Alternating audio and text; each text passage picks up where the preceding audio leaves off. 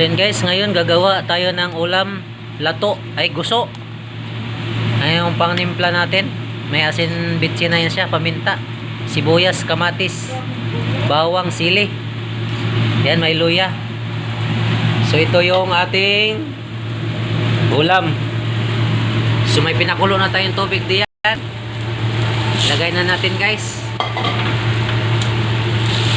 Anlawan lang natin siya ng mainit na tubig bago natin babalik. Nabuyol na ako. Babalik sa suka.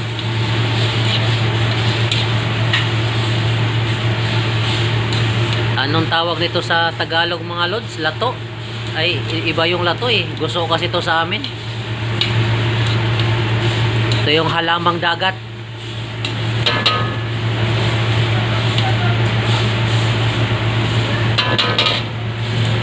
Ayan na guys, medyo malambot na siya.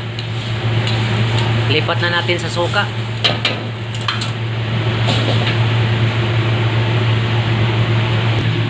So ito na siya guys, yung guso natin. Lagay na natin din eh, halo na natin. Tapos yan, halo-halo lang natin siya. Ito yung paborito kong ulam sa Visayas mga idol.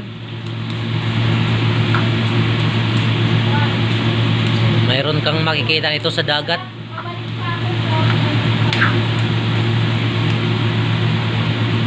Yan yung kilawing guso natin.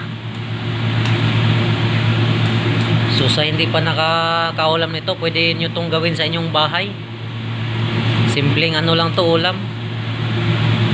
Okay na, tapos na guys.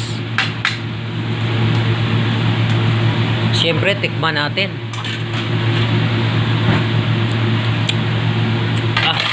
Kalami.